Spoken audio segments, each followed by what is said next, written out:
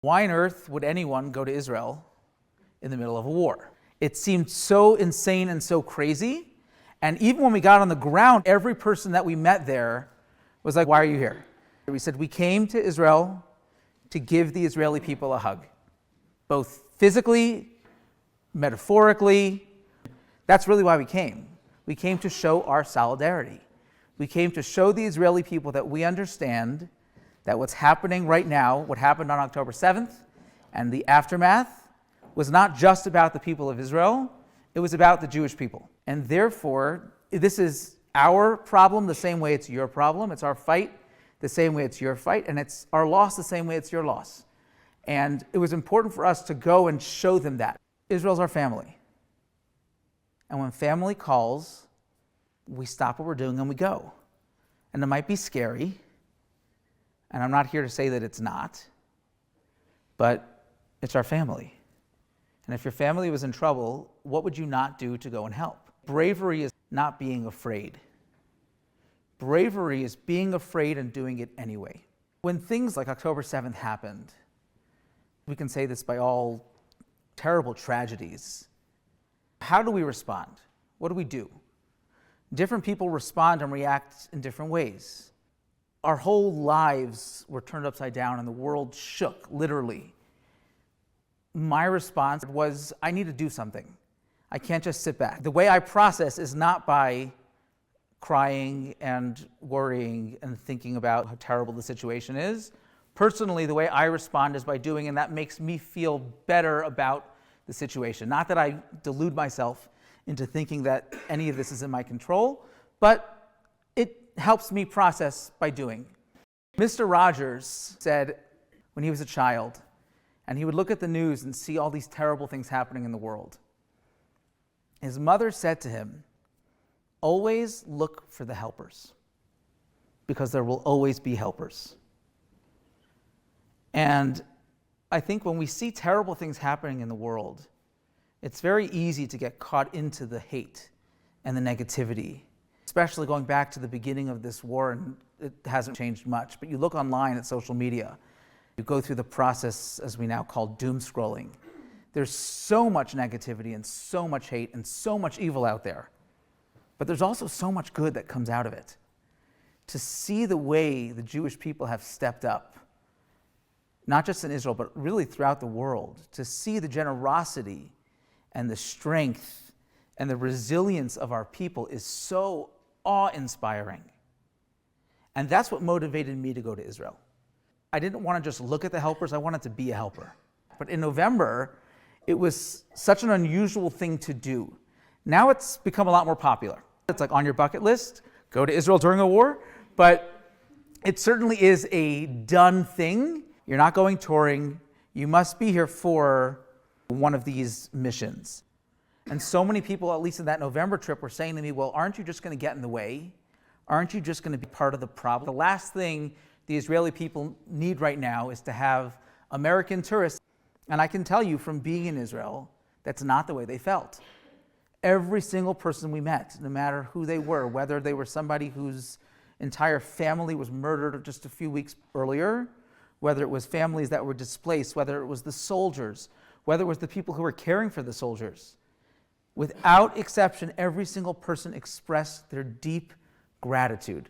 They said, more than anything that you can do for us, just being here, standing here with us, was the most remarkable, powerful, impactful thing we could do. And I'd like to encourage all of you, anybody sitting in this room right now who hasn't been to Israel yet, I can tell you that the window is closing. And what I mean is, I think every single Jew needs to go to Israel, just in general, but needs to go to Israel and see Israel right now the way it is. I can tell you, just comparing my trip in November to the trip just now, the country's not the same as it was in November. And even now, it's not the same as it was before. There, at least in November, there was this palpable, powerful feeling of unity. There was this feeling that you just felt in the streets that you cannot explain or describe. And when I say it's indescribable, I don't mean, oh, it's just so wonderful. I mean, it's unable to be described. There was this pervasive feeling everywhere you went and everyone that you saw and everyone that you met, this sense of love and connection and unity. And thank God it's still there, but it's not the way it was then. And as each day passes, unfortunately, we're losing part of that. It's not getting any easier. They need help. They need all the help they can get, and we can be there to provide that help. But aside from all of that, it will transform your life. It is life-changing, literally. To be in Israel at this time, to experience the Jewish people at this time is something, you'll never have another opportunity to do it. So if you can, get on a plane, go to Israel. I think all of us should make some plan in the next couple of weeks to figure out how to get to Israel and do what we can to help the people of Israel. One of the hardest things since October 7th is coming back from Israel. There's something about the experience of getting on that plane that I cannot put into words. It felt almost like I was abandoning my child. Getting on that plane, coming back to America, just felt wrong. And it's funny, and this kind of brings us into this conversation of anti-Semitism. One of the questions the people on the news kept on asking is, aren't you afraid to go to Israel? And my response then, and it's kind of true now as well, is I'm more scared to be here in America, to be honest. There is no place in the world safer for a Jew than Israel, ever. I don't care if there's bombs falling every couple of minutes, and thankfully, at least now in Jerusalem and Tel Aviv, we're not seeing those every couple of minutes like we were a few weeks ago and a few months ago. But even at a time of war, there is no place in the world safer for a Jew than Israel. I believe that strongly, firmly, 100%. But you look around and you ask yourself, is this where we belong? And I'm proud to be an American. Fourth generation American. My family's been here since the 1800s. In all of our history, all Jewish history, there's no place that we've ever been more accepted, loved, cared for, and felt at home than in America. Last week, we were planting trees right outside of Jerusalem. And we met this group from JNF France.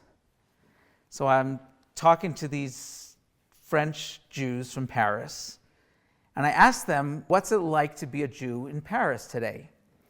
And he said, well, whenever we go out in public, we have to make sure to hide our Jewishness. So if you are wearing a Jewish star, you tuck it in. Nobody wears a kippah in the street. Jews in America are thinking twice before they are outwardly showing their Jewishness when they walk around in the streets. Definitely when they walk around a college campus. To think that we're living in a time where Jews on college campuses cannot show their Jewishness without being harassed and even physically assaulted is terrifying.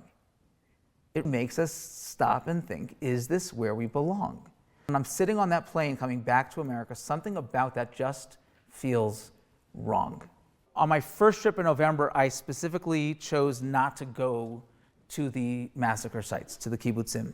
The reason why, and again, that was a personal decision, is I didn't want to turn these people's homes into a Holocaust museum. This is where people who are survivors of the massacre, they're watching on the news as they can't go back to their homes because they've been evacuated, and tourists are walking in with their Prada bags, driving in with their Mercedes, and touring the sites as if they were touring any other tourist attraction.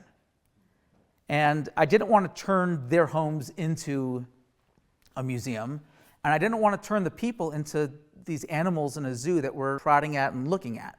I felt like it was inappropriate. Then I came back to Denver. And for those of you who were at the JNF conference here in Denver, walking through that metal cage they built for us, as it seemed like thousands. I don't know how many protesters there were outside, but it felt like thousands. And just hearing and feeling the banging on the windows and seeing the signs and hearing the people talk.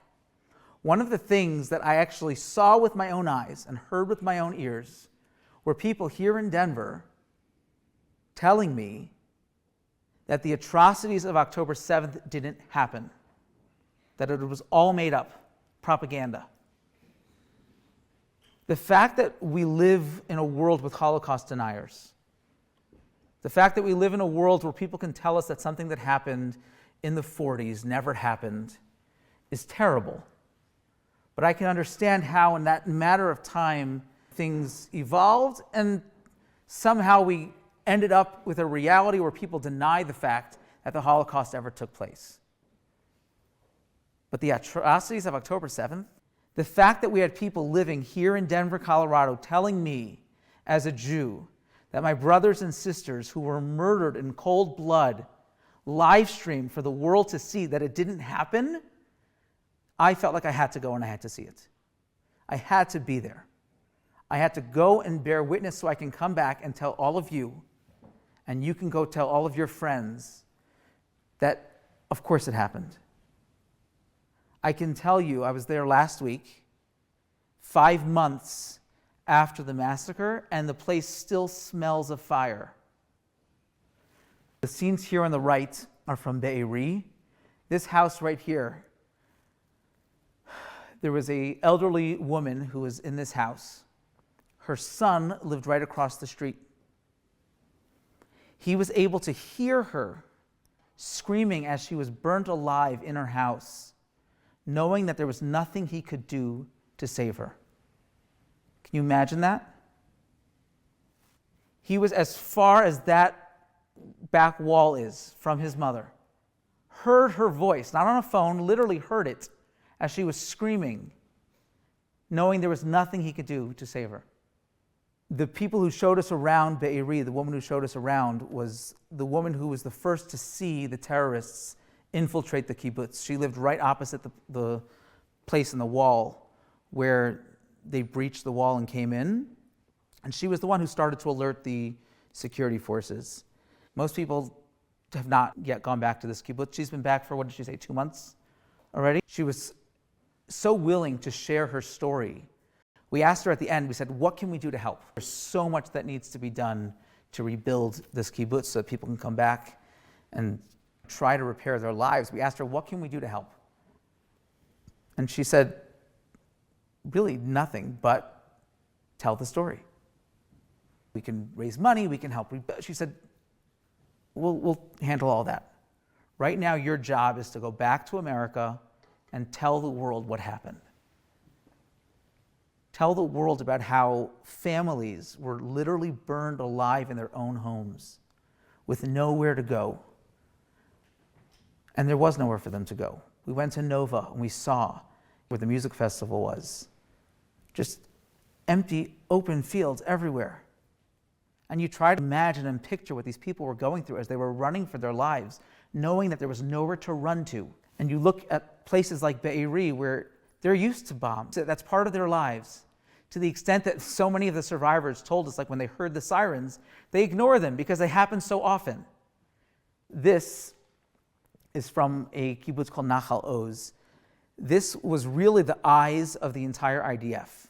But in this room is really the command center of the IDF. It's all women because they're the only ones, at least this is what the IDF says, they only have women doing these jobs because they have the razor sharp attention to make sure that they can see everything all the time and never get distracted. They're monitoring not just the fence, they're monitoring the security of the entire country. It's all happening from this one space. And because that job is so important, the entire room that they're in the whole thing is a bomb shelter. So that if there was a rocket, because there's rockets falling all the time, they wouldn't have to go out into a different room.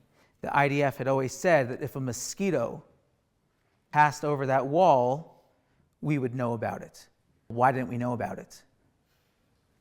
Thousands of terrorists infiltrated Israel. Nobody knew because the first thing they did is they first shot down the surveillance balloons, which were right above this area. They shot down the towers that gave connection to this room, and then they murdered all the people who were in charge of surveillance. And then they were able to infiltrate the kibbutzim and infiltrate Israel from there. That's all on the Israel side. I can't tell you how many people throughout the trip, as we're talking to these people who have witnessed and experienced literally the greatest atrocities that have been committed in modern history. And they talk to us with this sense of sympathy. What you guys are dealing with in America, what you guys are dealing with on college campuses, what you guys are dealing with on social media, that's the real war. And they're not so far from the truth. Anti-Zionism is the new anti-Semitism. Same thing, just different words. I lived in Israel for 9 years. I can tell you that nobody is more critical of the Israeli government than Israelis. Maybe the UN, but nobody else. To criticize the Israeli government for policies that they have is not anti-Semitic. Anti-Zionism is saying that Israel and the Jewish people do not have a right to self-determination or the right to defend ourselves and protect ourselves. I'm not against the Jews, I'm just against Zionists. Follow the trail between anti-Zionism and actual acts of violence committed against Jews. Back in 2021, the last time there was a conflict in Gaza, the acts of brutality, the acts of anti-Semitism committed against people here in America just because they were Jews, people who had nothing to do with Israel, many of whom have never been to Israel. During those 2 weeks back in 2021, the ADL counted over 17,000 tweets with the terminology around the idea that Hitler was right. That had nothing to do with Israel. That had nothing to do with occupied land. That had nothing to do with territory. It had to do with hating Jews. And we're seeing the same thing again. We're seeing it much worse.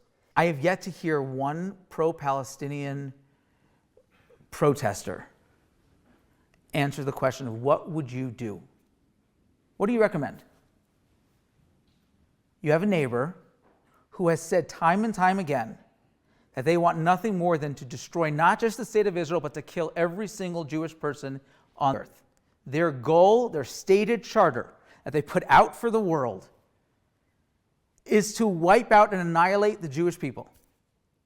They have said on public television, October 7th was just an introduction, and if they have it their way, they will do it over and over and over again. That was just the beginning. That's what they say. When we hear things like that, we always say, they don't mean it. They say they want all the Jews dead, but they don't really mean it. When terrorists tell you that they want to kill all of you, believe them. They're telling it to you. They're literally publishing it in their charter. They are saying it on live TV. They're telling you they want all of us dead, not just the Israelis. And that's why I said at the beginning, this is not just a war against Israel. To think that this is about territory or land or occupation is so misguided. If you look here, the red bar, this is showing just the 3 months. This is not even current. I reached out today to try to see if we have more updated numbers. I imagine it's unfortunately much higher. From October 7th till January 7th, anti-Semitic incidences in the United States were higher than any other year. Just in those few weeks. In those few weeks, we had more anti-Semitic instances in the United States of America than we had in any other year except for last year, for the entire year. Where this is going to end up, God forbid, at the end of the year, it's probably not going to fit on the screen anymore. These are not attacks that are targeted towards Israelis. Let's not fool ourselves into thinking this is about Israel. This is not about Israel. It's about the Jewish people. What you see here is what's been often called the blood libel on wheels. Maybe hard to read. This says, daily reminder, Israel steals Palestinian organs. Going back to all the typical anti-Semitic tropes that we've seen for the past 2,000-3,000 years, they're all coming back. They're the same thing, just under a different guise. Instead of being against the Jews, instead of saying that we are killing Christian babies to drink their blood, it's the same thing but in different words. The whole idea of, and if we have time we'll talk about it, the idea of Jewish control and power. Israel has more control over America than Americans do. Here you have a comparison between Netanyahu and Hitler. Nazi-occupied Poland, Israel-occupied Palestine. All of this hate is not new. It's just resurfacing because it's become okay for people to voice their hate. I can put babies in ovens. I can rape, pillage, and do anything I want because it's not terrorism. We're freedom fighters. And we have American college kids marching to the streets talking about freedom fighters. Mind you, they went to the streets on October 8th before there was any retaliation.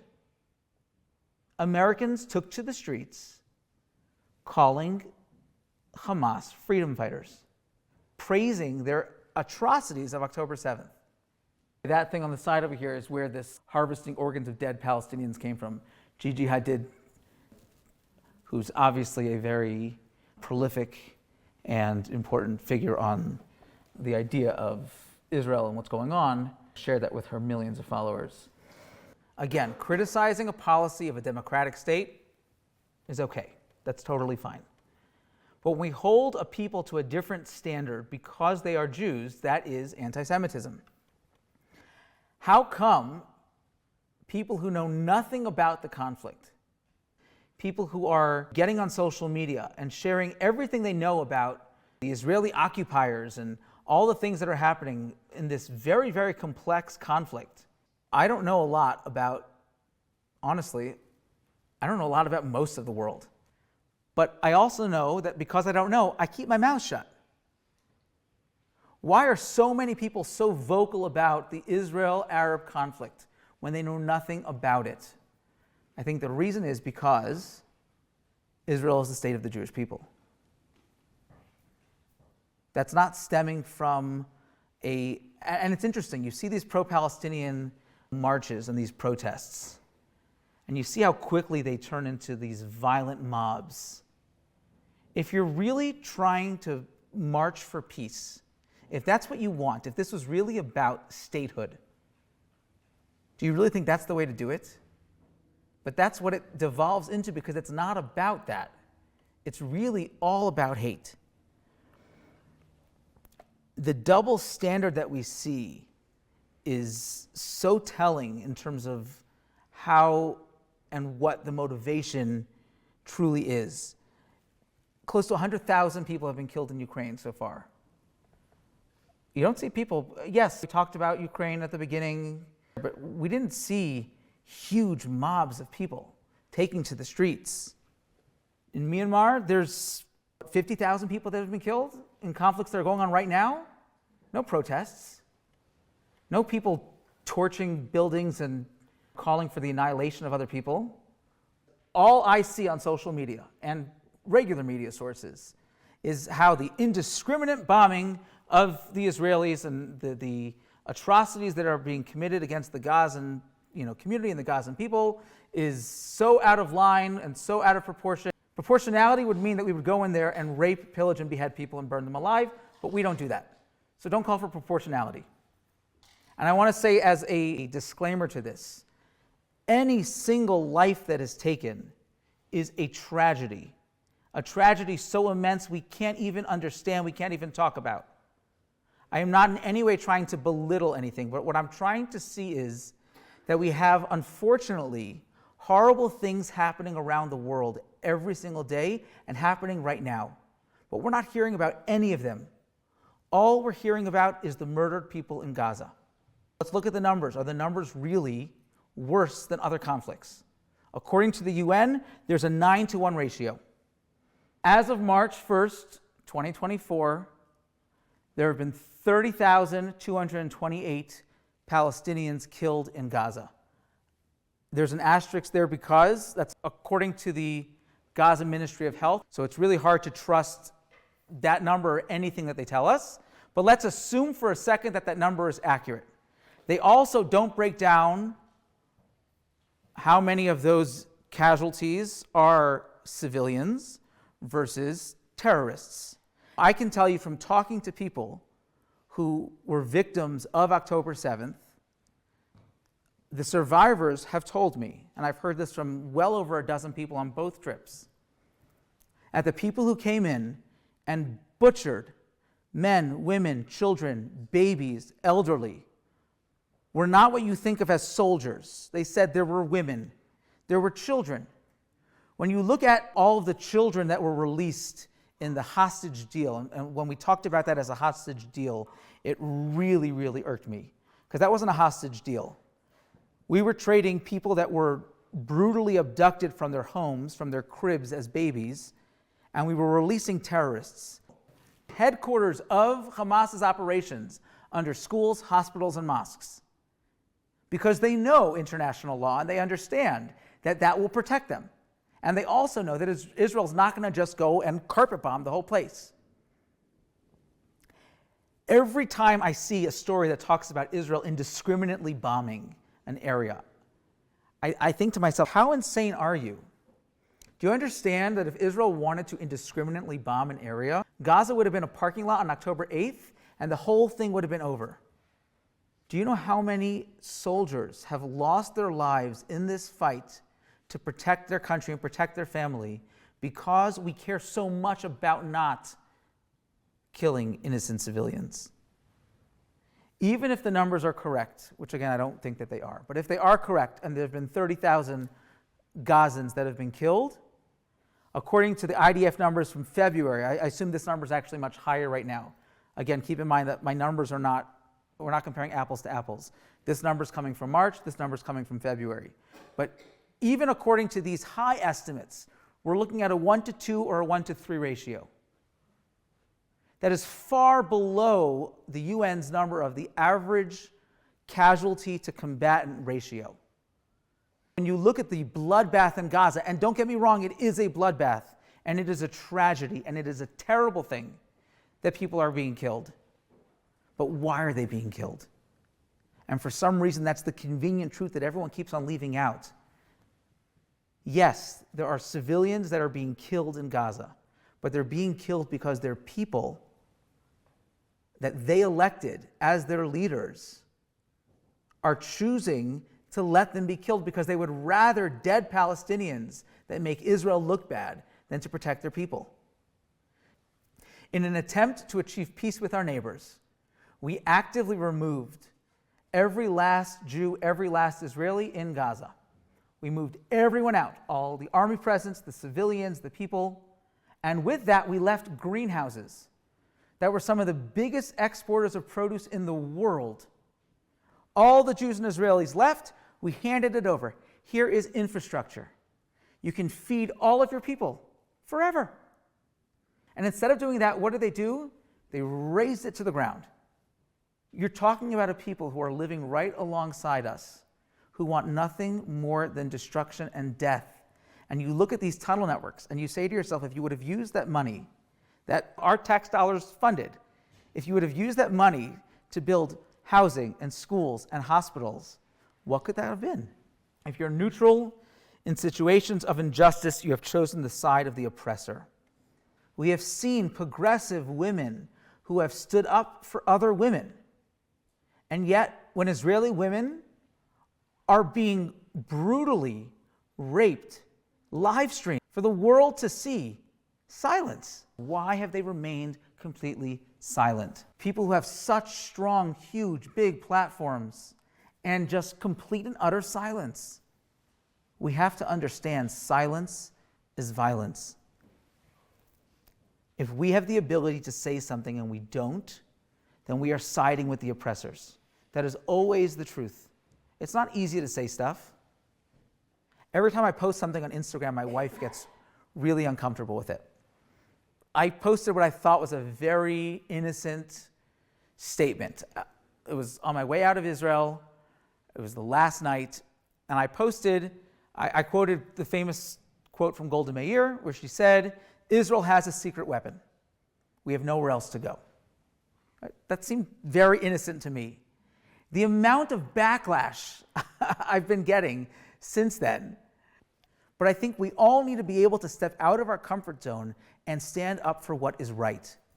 If we're not willing to do that, then who are we?